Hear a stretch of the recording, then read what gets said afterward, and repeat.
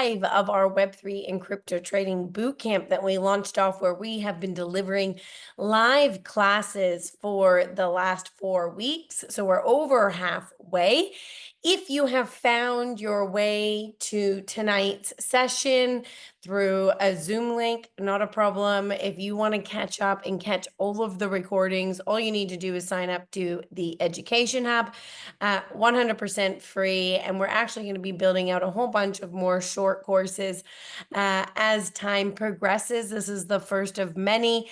I don't go too much into my background, but my name is Danielle Marie, and I've been an educator in the crypto and blockchain space for the last 5 years. And so now we're building out our own Education Hub in partnership with EvolvH3R and all things blockchain. And we've got some education and community partners such as Finsightful and Jana Crypto Queen. And so there'll be many more of these programs coming to you, and they'll all be available for you in due time in the Education Hub. So if you're watching this recording, if you share this recording with somebody, please do. They can sign up for free. If you have not already, that's how you get access to all of the recordings, the learning materials, where you can ask questions. So please go ahead and sign up if you haven't already. As I mentioned, this is technically week 5. If you start here, if you haven't done week 1, 2, 3, 4, it's okay. But just know that some of the terminology, it might not make 100% make sense, and that's okay, because this course is all about learning the language of blockchain. You're not going to learn, like, we're actually going to break down these topics into shorter courses. So I don't even go too far into depth. We kind of cover everything at a very high level, because we could literally make a short course out of each of the lessons that are in the boot camp, which we will do over time. So missed last week's session, go ahead, watch the recording. They're all in the Education Hub for you. So if you're new to Web3, if you're new to this program, you've come across this this video, it's going to be information overload when you go down the crypto and Web3 rabbit hole. We're here, we design these programs to kind of give you the information that we think that you need to know first, get you comfortable with the language, give you lots of resources. But this course is all about you being interactive and getting involved in doing the activities that we provide you. We can only provide you so much information in such a short period of time. And as always, be very careful, not just in crypto, but there's a lot in crypto, but just online, AI, romance. There's just so many scammers. And the more that we go into the digital ecosystem, the more scams that they're going to be. So please just be careful out there.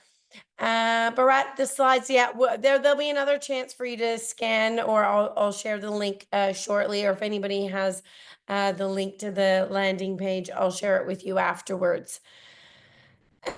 Quick disclaimer. So all of this is for education purposes only. We're not giving you financial advice, even though I do personally speculate in digital assets. We're not recommending that you do. We always recommend that you do your own research. Tonight's practical activity is actually about going and learning, how do you dive deep? How do you understand different blockchains? What consensus mechanisms do they use? And as always, is always recorded, and it is shared with other students inside of the Education Hub. So before we jump in and talk about today's lesson, we always have events. Okay, so you've got EvolvH3R and all things blockchain. Now we're bringing in some guest speakers. So for those of you that are doing the crypto trading basics, we're bringing in Ben from Finsightful. They're going to be diving a little bit deeper into the fundamentals about crypto trading. So please tune into that one. That's this Wednesday. And then I've got some guest speakers coming in to talk about the metaverse and NFTs, and then DPIN, which is a relatively new sector. So we'll be diving into all those topics over the coming weeks. Now, ATB does a series of different events. For those of you that are local here in Brisbane and Queensland, you can tune in with us next week. Otherwise, you can tune in online. Go ahead and sign up to the Luma, and you can get access to all of the different events that we do, whether they're online or overseas or at any of the conferences. We also have an online networking event tomorrow night at this time. Everybody is welcome. You do not have to be a female, but we are promoting them as a She Connects part of our online networking series. And we do a fireside chat, and we are interviewing Paula, and she shares her story about how she got into the Web3 space and has a career in Web3, but actually didn't come from crypto, and is kind of learned about Web3 through the job that she got. So quite a very inspiring story. And then what we do is we break out into breakout rooms, and you actually get a chance to network with 3 to 4 different people. So depending on how many, and we bring people in from all over the world. So I'm really hopeful tomorrow. We have the most registrations we've ever had. People tend to register for things online and not turn up, but it's a fun way for you to be able to network with people from your living room. You don't actually have to go to an in real life event. And I don't think that we have enough of these online networking events. So that's what's inspired these sessions. So please, everybody, tune up tomorrow. And for our other events, you can kind of keep up to date on Luma. All of our events are cross-promoted on both of them. So if you're just finding this, this group, there is a game that we are playing. You still have time to win the game, because the game is about how active you are in doing all of the quizzes, which they're all in the hub. So I think it was Bharat that asked, if you go ahead and scan that QR code, you should be able to join the group. Otherwise, I'll share the link afterwards, which you can go on into your desktop. But you can still enter to win, because how you win is by completing all of the quizzes. We have a feedback form now. I'm also going to be sharing that link in the group, but they're also at the bottom of our emails.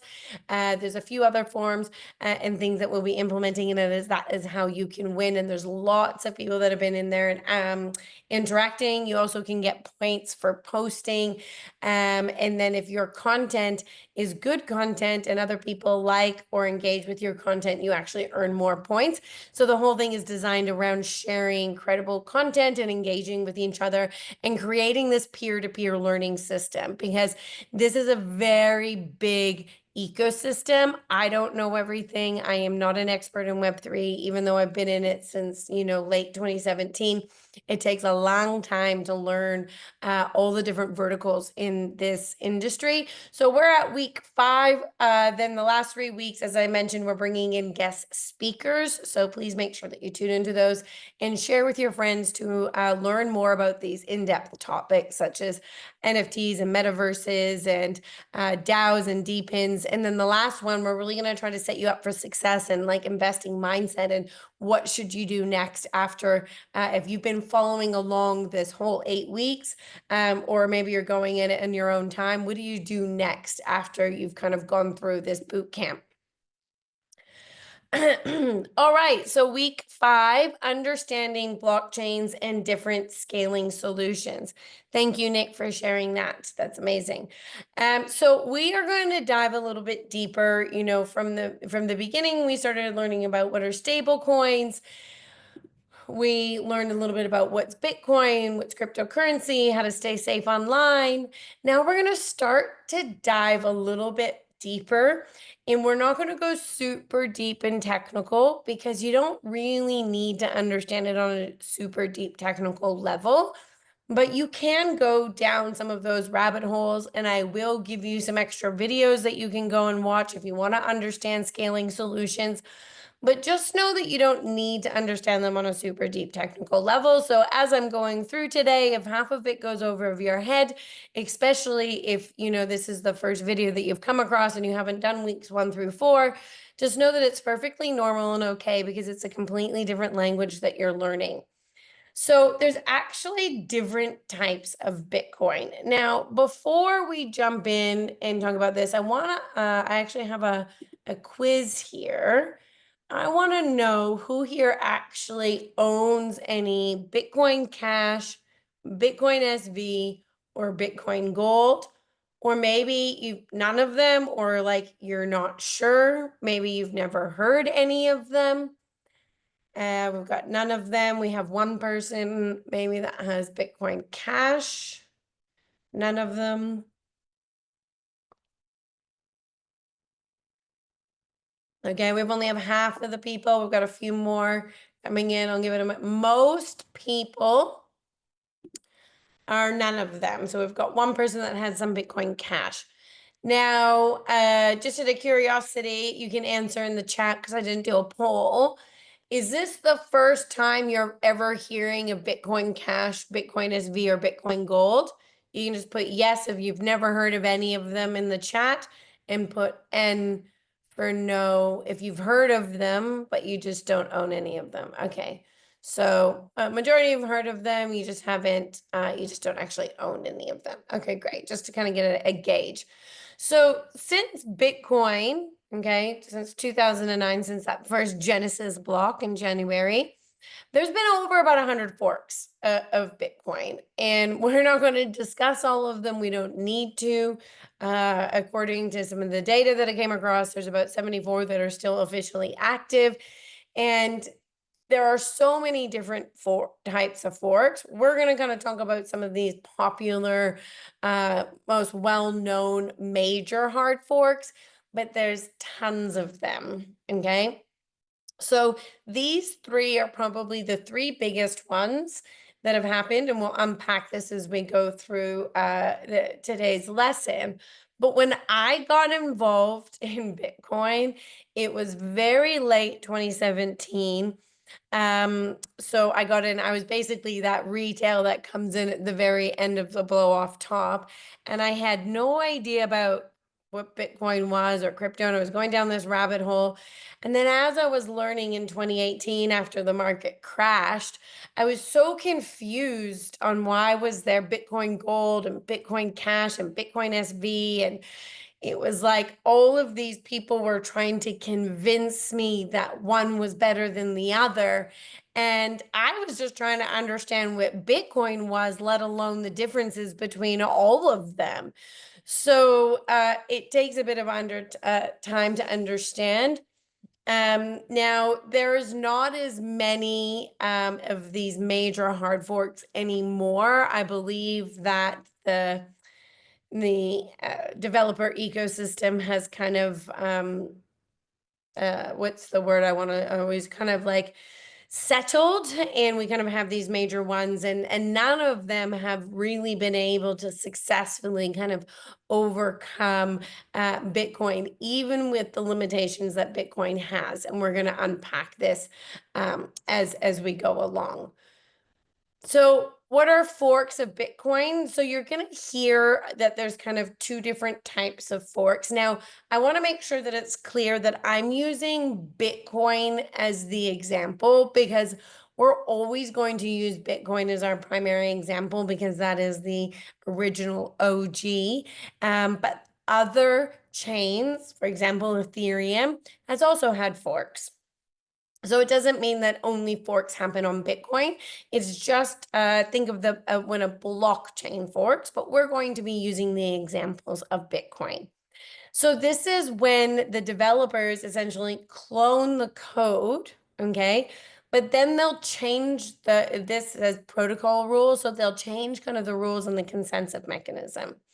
Now, they're generally broken down into soft forks, okay? And then hard forks.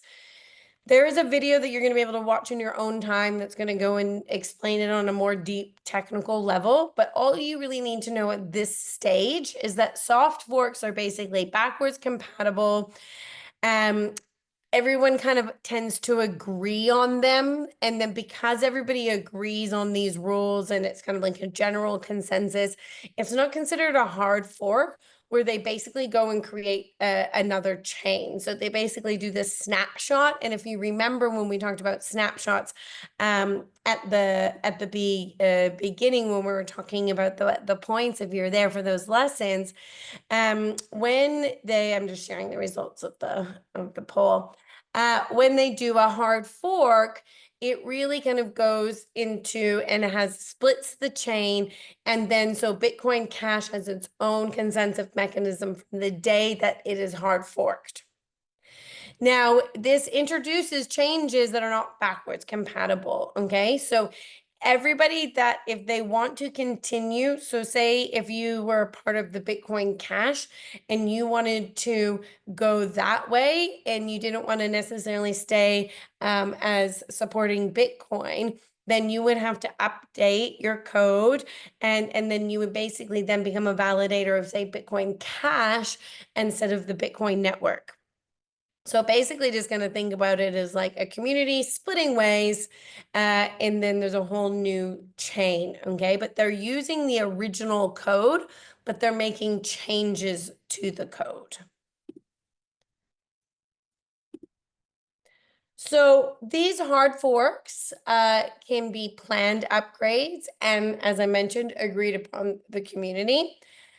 A lot of the time, they're very kind of about splitting. There's disagreements over different things such as block size, the different fees, and other types of features. So when you are involved in a blockchain ecosystem on a deeper, more technical level, and I'd be interested if we had some developers. I don't think we would have developers on this call because it's very basic entry level, but maybe we have aspiring developers. And so you would then participate in these decision makings. And so protocols, proposals of changes to protocols, consensus mechanisms, fees, how things are allocated, they'll be put forward and then people vote on them. So we're going to talk a lot about DAOs and how you can vote on them and the different types of DAOs in week 7. But it's where they basically kind of all come together. And if they disagree and there's no agreement, then that's when there a lot of the times ends up being a hard fork. So some of the most popular, well-known hard forks are Bitcoin Cash and Bitcoin SV. And we'll talk a little bit about both of those because they basically split because of the block size and transaction sizes. And one thing that's notable to understand was that at the time, if you had one Bitcoin at the time of the hard fork, you got one Bitcoin Cash. If you had one Bitcoin at the time of Bitcoin SV, then you got one Bitcoin. And then you also got, if you had Bitcoin Cash, you also got some Bitcoin Cash. So every time that there was a fork, they had to give you the equivalent of what you had in your Bitcoin wallet. So they would take a snapshot of the blockchain, and then basically all of those wallets would be issued with that equivalent of the hard fork. So for a lot of people, back in 2017 and 2018, when these forks happened, if they had a lot of Bitcoin, it was almost like they got free money. But then they had to decide if they were going to keep and they were going to support Bitcoin Cash, or were they going to support Bitcoin SV? Were they going to sell it? Were they going to hold on to it? So people had to make choices on what they wanted to do. With me personally, I think I sold some and I kept some. I think I've sold all of it now. I would actually have to go and look at my What are hard forks? Now, I'm not going to watch this movie because I think it is like about, it's about 3.5 minutes. So we're not going to waste class time going through. But I do share these videos with you because I've come across a lot of videos. I've watched a lot of videos. So I tend to pick the better ones that will kind of give you that snapshot that if you want to really understand hard forks and soft forks on a little bit more of a deeper technical level than what we've covered in today's class, I highly recommend that you go and watch these videos. We share the PDF of the slides in the Google Drive for you, and we'll jump into the group at the end of the class for those of you that haven't been in there yet and you've come across here. But we also share the link to the slides, so you've got access to all of these resources for you. So I highly recommend that you take the time to watch that video. So, well, why? Okay, now we understand that there's hard forks and there's soft forks. And we understand that when they do a hard fork, it basically kind of breaks it into two. But why? Okay, we touched on that a little bit earlier about disagreements. So essentially, the developers can't agree on how can we maybe make the Bitcoin network better. Now, as we go through today's lesson, we are going to talk about something about like the blockchain trilemma. And one of them is scalability. And this is how many transactions per second can you do? Now, unfortunately, Bitcoin can only do about like 7 to 10 transactions per second. So it's not enough to be scalable to use on a day-to-day purpose. And this will make sense to you as we kind of progress and we go through. When you actually think about our current systems that we use, like Visa and MasterCard and different other banking payment rails, they can do about 65,000 transactions per second. So that is a massive difference. So if we want to get to the point where we are tapping our phones and paying with Bitcoin just as much as we tap our phones and we pay with our Visa debit cards or our Visa credit cards, well, we need Bitcoin to do more transactions per second. Otherwise, it's not going to happen because it takes so long for the transactions to settle. You couldn't use it for microtransactions the way that we currently do in its current form. So in 2017, Bitcoin Cash forked from Bitcoin with the idea that they would increase the block size from Bitcoin's 1 megabyte block size to 8, okay? And then later up to 32. Now, the idea was that if they made these blocks larger, then there could be more opportunity to do more transactions per second. However, on the flip side of the blockchain trilemma, which we'll get to, we're kind of bringing it in a little bit early, is the security, because then the more kind of transactions. So people say that Bitcoin is the safest, and that is why it's turned into digital gold, because of how of the block size and how difficult it is and how hard it is to kind of like mine these blocks. But Bitcoin Cash was saying, well, we can never use Bitcoin as a payment system if we can only do 7 transactions per second. And then in 2018, in November, Bitcoin SV forked from Bitcoin Cash.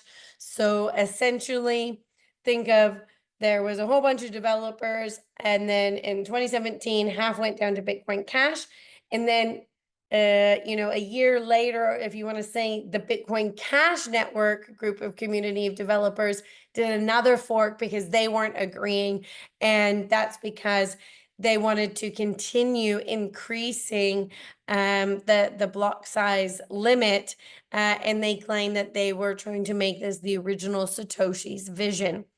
If you get some time to go and do a little bit of homework, these are the 2 guys that are in behind Bitcoin Cash.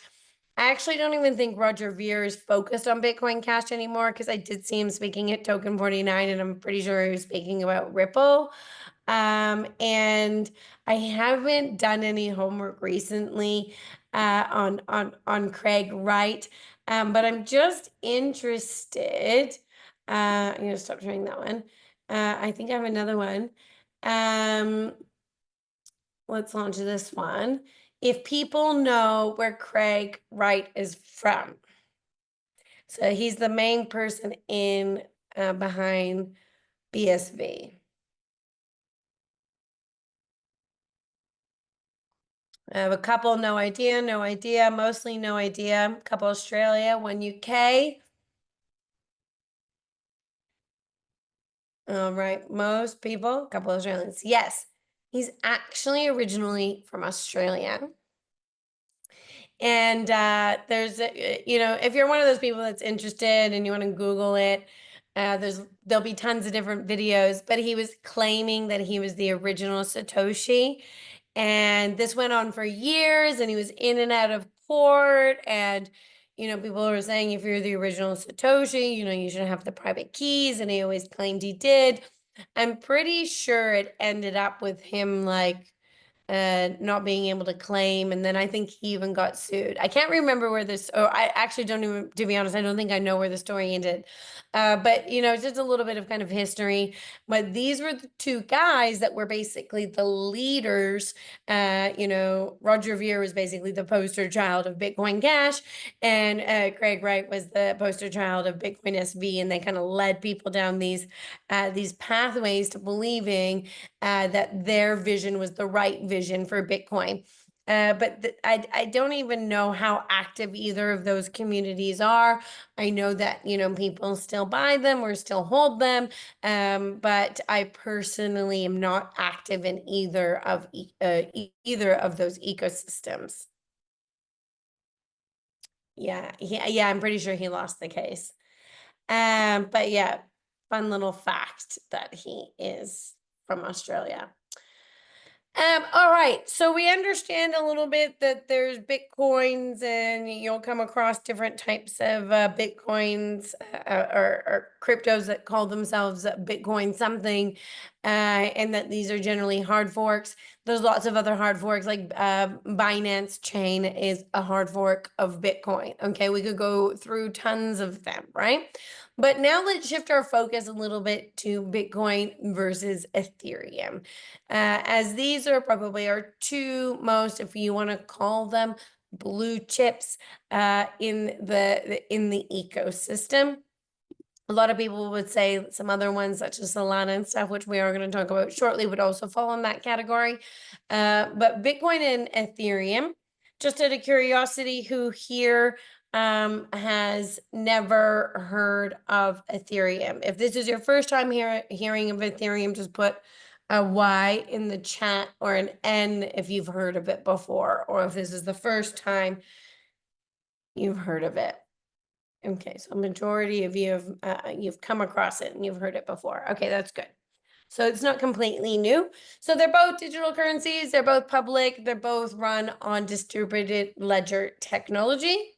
Ethereum by numbers, number 2 by market cap, they actually just hit an all-time high recently. So for those of you that are holding Ethereum, well done. Conceived back in 2013 by Vitalik Buterin. Anybody know where Vitalik is from? And he crowdfunded it back in 2014, and then it launched in 2015. And he had this whole vision of that, like, Bitcoin was being built to be programmable money, and it was built to be a peer-to-peer electronic cash system. And it was solving a lot of the problems, such as double spending, but it didn't have a lot of other use cases. So this is where Vitalik then kind of there's actually quite a few people in behind Ethereum, but I think he was the original brainchild. And then there was actually about 7 of them: Gavin Wood, Charles Hutchinson, Vitalik, Joseph Lubin, and then there's a couple of other ones that I can never remember their names, because all of those ones that I've just said have either gone on to do other cryptocurrencies or still heavily involved in the ecosystem. But they basically wanted to design a way of being able to kind of, create value for other assets. And this is where smart contracts, we don't go too deep into smart contracts. Tomorrow, actually, Paula will be sharing her stories, how she ended up working for Hashtag, which is a smart contract auditing company. But they basically are the beginning of the history of smart contracts, which leads to dApps, which is your decentralized applications, and which essentially DeFi and NFTs are built on top of it. Now, there are other ecosystems that are that use smart contracts or the equivalent, okay, that have dApps and have different DeFi ecosystems, such as like Solana and Sui, but we're just kind of keeping it simple in comparing Bitcoin and Ethereum. Yes, Lynn is Canadian and also background in Russia. I can't remember. I think his mom might be from Canada and his dad might be from Russia, or it might be the other way around, but originally from Toronto. And they hosted the first Bitcoin conference in Toronto, I believe in 2015, which is super cool. So if you want to learn a little bit more about the key differences, there's an article here that we share with you that you can kind of go, if you're a bit of a reader and you like articles, we give you videos, we give you articles, we give you lots of additional learning resources for you to go and do a little bit more education. So the main thing that you really want to know is that all of these chains, okay, Bitcoin, Ethereum, Solana, Sui, Avalanche, any of them, they all use a consensus mechanism. Now we're going to talk about the two most popular, okay, proof of work, which we've already mentioned previously, and this is what Bitcoin uses. And then we've got proof of stake, okay, which Ethereum currently uses. However, Ethereum used to originally use proof of work, and they switched over to proof of stake. I should know this off the top of my head, but I think it was about 2 years ago now. Quick brownie points if anybody can Google that. But it was a very long process of them switching over from proof of work to proof of stake, and they would have had to go through that whole voting process and it getting approved, and then and switching it over. Okay, but both of these mechanisms are what allow us to create these decentralized networks that we've talked about. So remember, every network, doesn't matter what consensus mechanism it is, they have to have validators or they have to have nodes participating, okay? And so the more nodes that you have participating independently in validating the network, the stronger it is for censorship resistance. So I always like to say to people, especially with a new layer one, or it doesn't even necessarily have to be a new layer one, but I always like to ask them, especially if it's a new layer one, because how many validating nodes do they have? If there's only 10 or 100, it's not very decentralized. So it's important, and this is when we say to go and do your homework or do your research. If you hear of a new chain, and we're going to talk about that's what some of your homework is this week, is for you to be like, okay, I've heard of this new cryptocurrency. Let me go and do some research on it. What type of consensus mechanism does it use? How many validating nodes do they have? How many client nodes do they have? Okay. Where are the nodes set up? You know, these are the different types of things that will help you understand if the network is truly decentralized. So remember, just because it's called blockchain or it has it's called a cryptocurrency, doesn't mean that it's actually truly decentralized. So this will take time to understand, for you to understand. For a lot of you, you might get it really quite quickly. For some of you, like me, it took me a long time for me to understand, you know, how blockchain really worked and how it became decentralized and why Bitcoin is considered decentralized, but say, for example, some people say Solana is not, right? And then people will argue within the development ecosystem as to why they are or they're not, and we're not going to debate those today. And in future courses, we'll go into more depth of the different types of blockchains and the different types of consensus mechanisms that they use. But today we're just kind of keeping it high level with these two primary consensus mechanisms that are used, okay?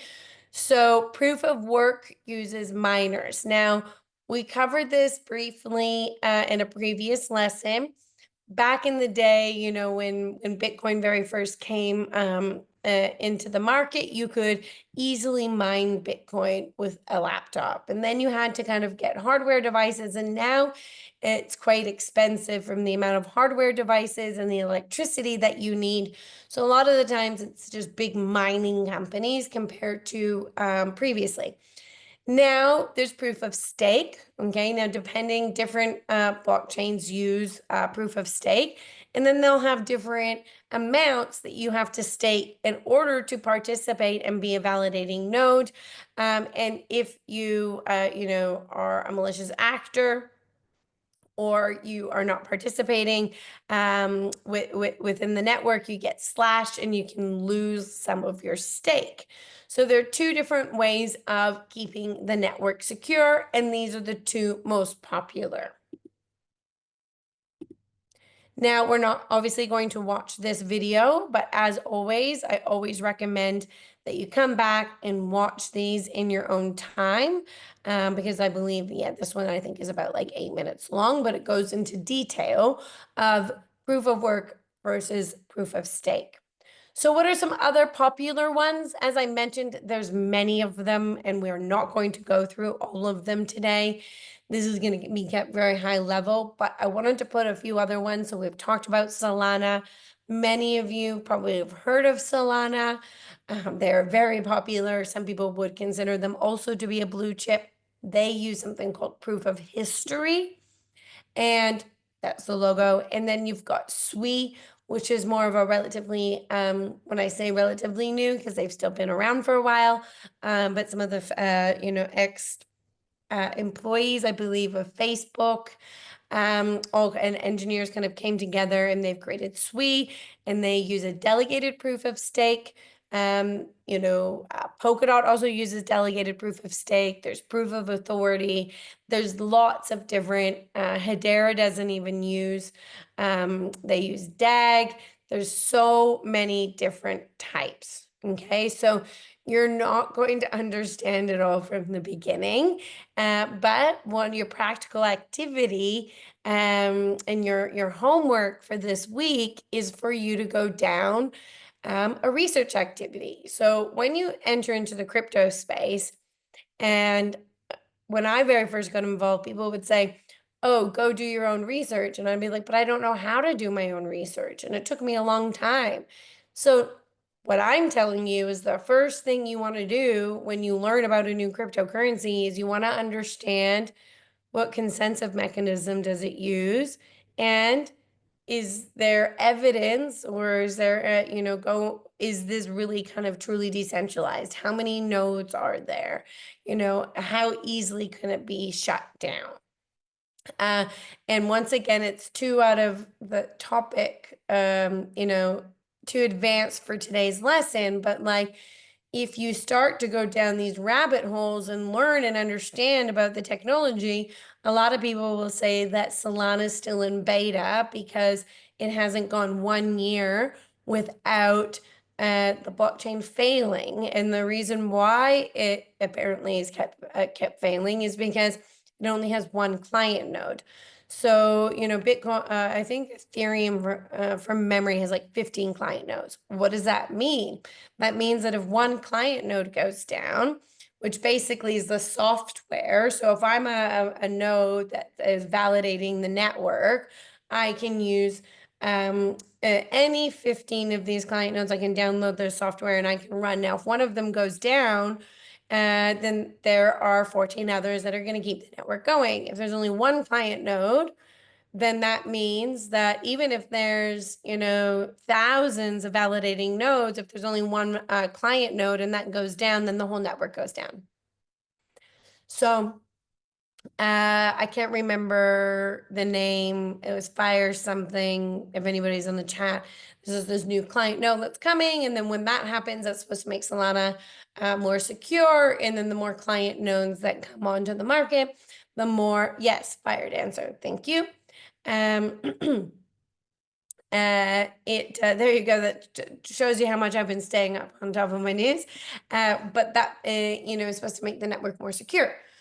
So the main point is that you really, anytime that you're going to invest in any type of currency, you want to understand the consensus mechanism and how decentralized is it, so you can really understand if you think that it is a good investment. Okay, so you're going to come across the term layer 1 blockchains and then layer 2 blockchains. We're not going to talk about layer 3, and then now layer 4 is supposed to be becoming a really popular thing. Layer 1 is the core protocol. So we just talked about consensus mechanisms. Essentially, this defines the consensus, the way that it's secured, the way that all of the data is put onto chain. Then they'll have a native token, okay? And the fees of that network need to be paid in that token. So Bitcoin is the native token for the Bitcoin network, and you pay in Bitcoin.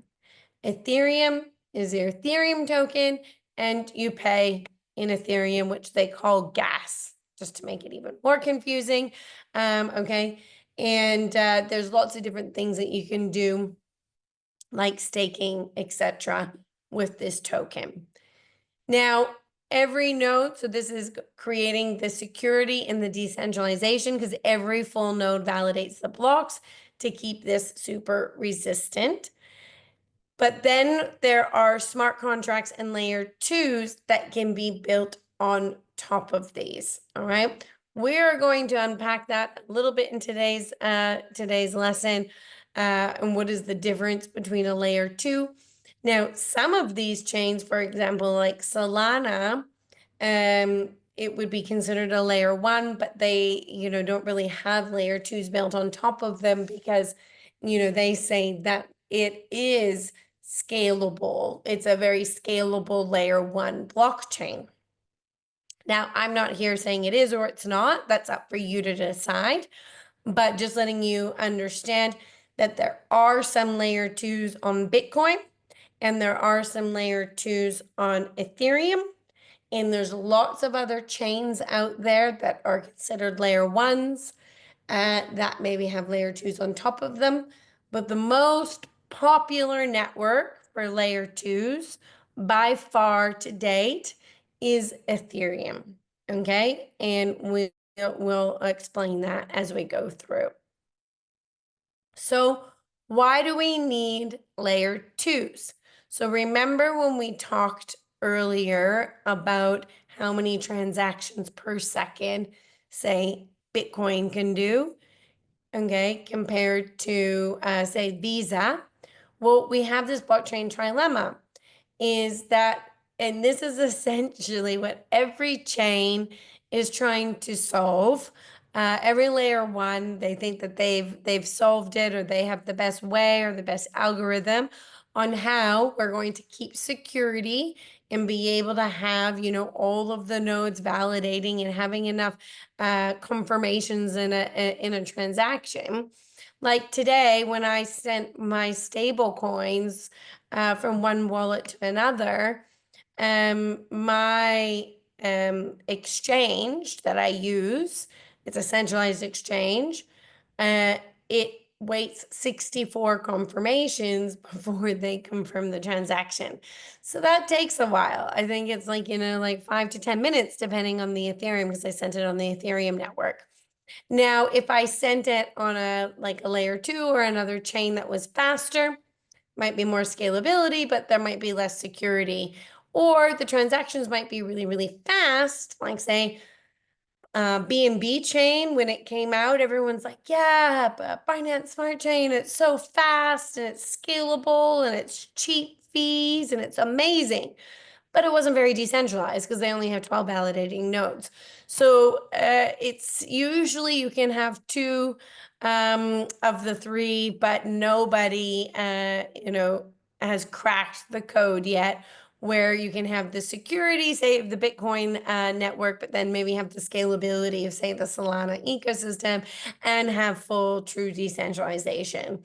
So if you want to think about all the different layer ones, and when you, I can't even keep up. Like there are so many. And like when I go to the big conferences and I'm overseas and somebody tells me that they work with another layer one, or that they're building another layer one, and I'm like, oh, why do we need another one? And then they go on to explain to me, how they're solving this blockchain trilemma. A lot of the times it goes over my head because it's too deep on a technical level for me. But the most important thing is that you need to understand is that there's usually some sort of trade-off.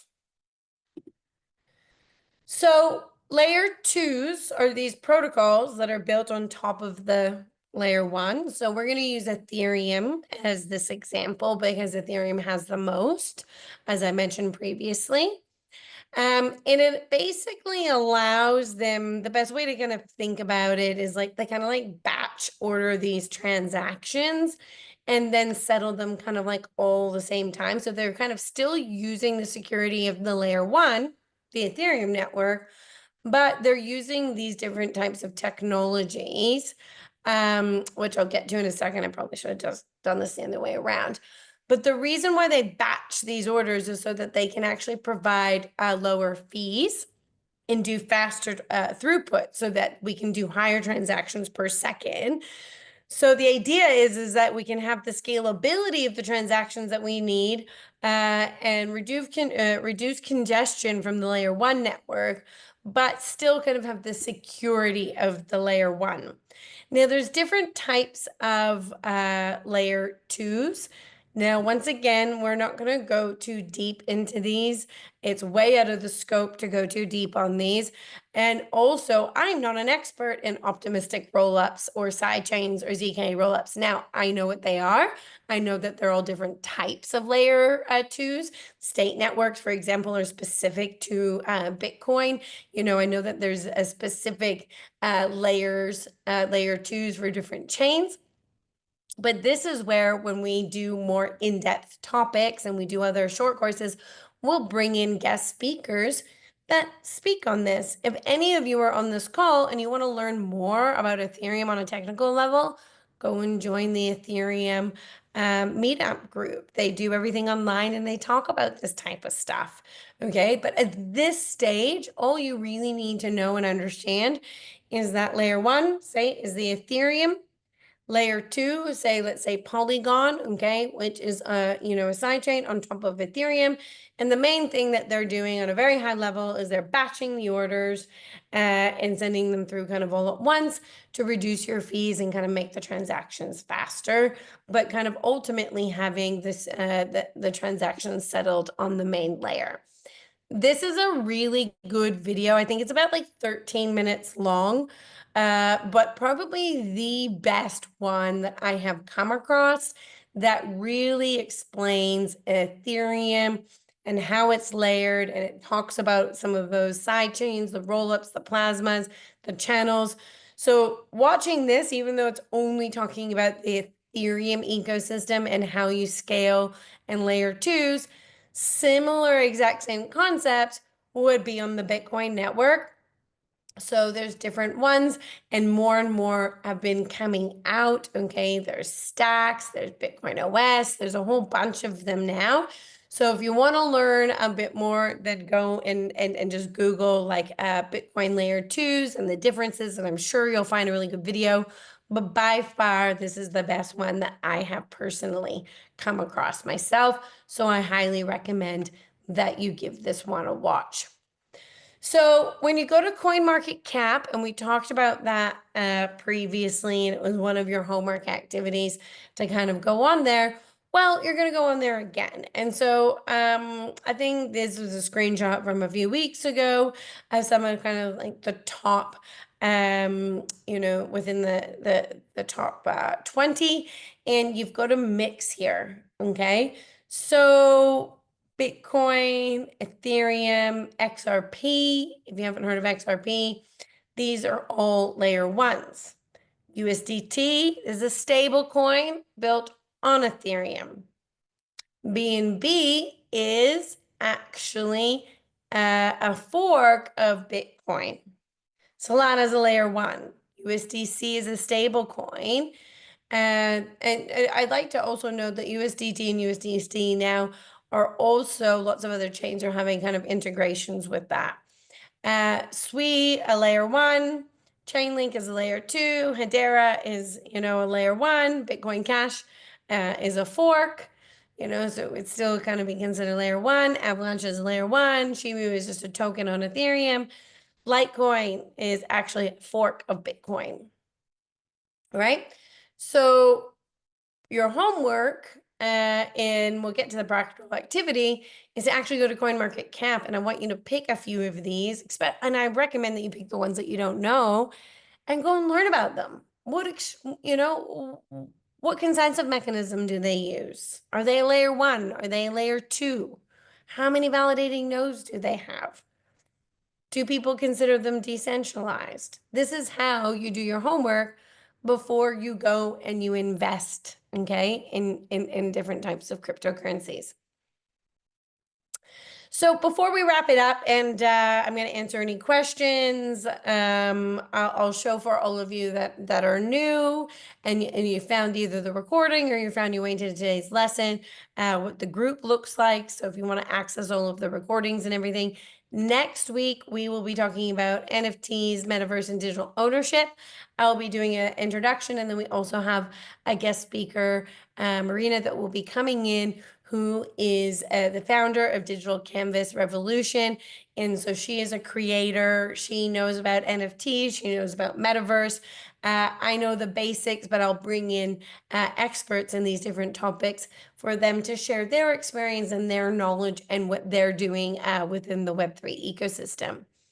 So your practical activity, as I mentioned, I want you to go to CoinMarketCap. I want you to pick 3.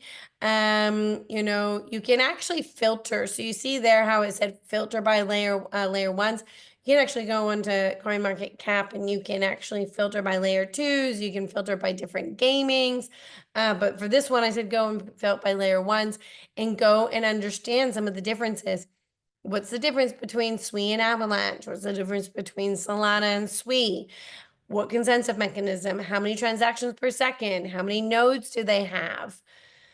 So go and understand these so that you learn how to master when you hear of a new token. How do you know if it is a good investment? Is it high risk?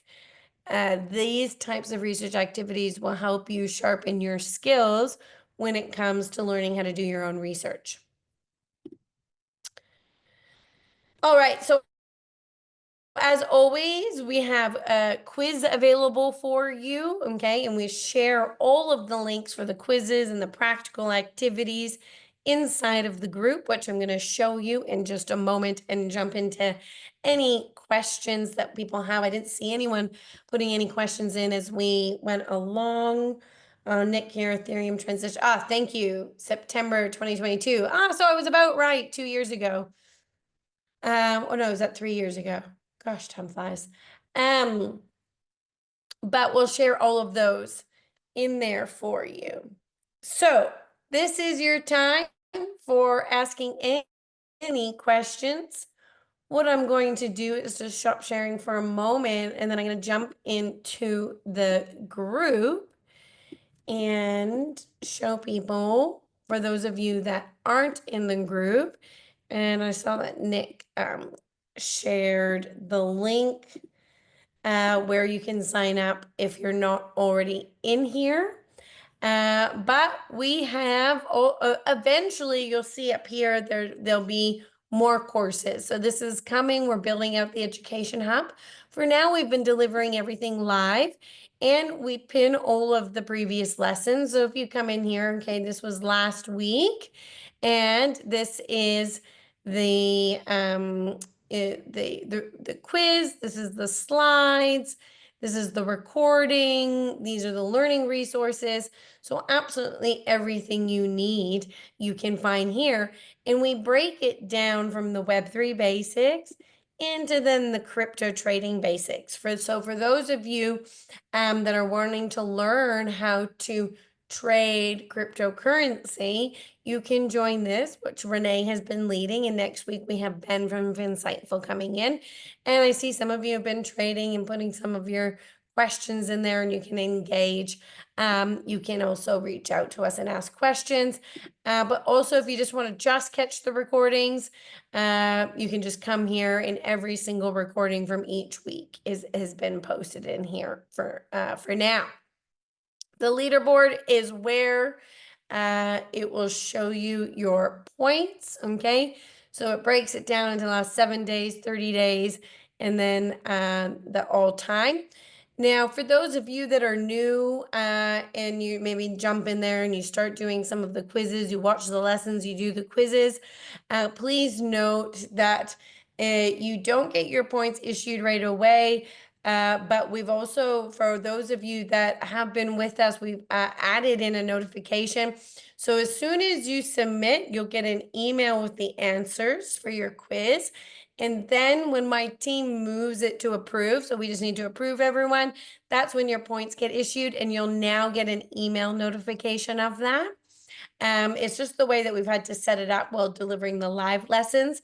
Eventually, when the short courses are built inside of the platform, the quizzes will be all self-marking and automatic and issuing points. But the way that we have to set up the system is that we go in and every morning, one of my team goes in and checks who submitted a quiz, and then she'll move it over and she'll approve your quiz, and you'll get your points issued, and now you'll also get an email notification with that. Does anybody have any questions on that? I know for those of you that have been here for a while, we've been working through those, some of the limitations, but I think we've got it all under control now. Don't see any questions. So perfect. Awesome. Thank you so much, Martin. So if nobody has any questions, my recommendation, the last thing I will show you under the discussions, getting started, is this drive here.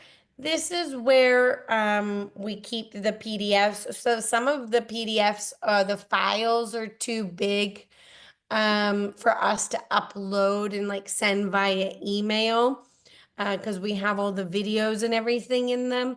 So our workaround until we build everything in the short courses is you'll find the lessons all I gotta fix that spelling there. But all of the, so for example, today's lessons, you can come in here and you can just download them straight from the drive. So you've got access for them there. And then same with the learning resources. We share the PDFs here for you as well so that you've got access. And the same with the crypto trading.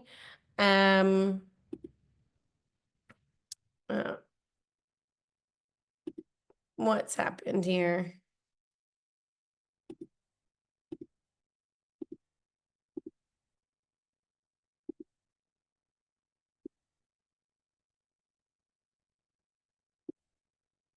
I don't know why it's the crypto basics. There's another link. It's because I'm inside of the drive. We've also got the crypto trading basics just there as well. So you can find access to all the PDFs, but we also share the links to them where you can find them in here, and you can, sorry, my bad. In this one here, you'll find all the links that have them here for you. All right, everyone. If that's it for me, if you don't have any other questions, thank you for joining. I hope that you learned something. Oh, yes. Thank you, Roseanne. There is a feedback survey, and I will be posting that. They are also at the bottom of every email that you get. Well, not every email. So when you do the quizzes, you'll have it there.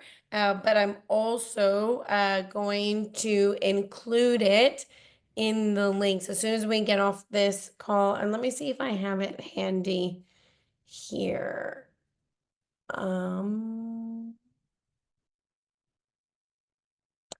No, I didn't copy it. I have a list of links that I've copied, so I'll share it actually in the group right after this call, and then you can fill out that feedback, and then you also get points for filling that out as well. I'll put that in today's lesson. All right, everyone. Well, thank you very much. Join us on Wednesday. Do we just do one survey? Do you mean feedback survey? You only get points once. So we only need you to do the feedback once. So if you've already done it, we thank you very much.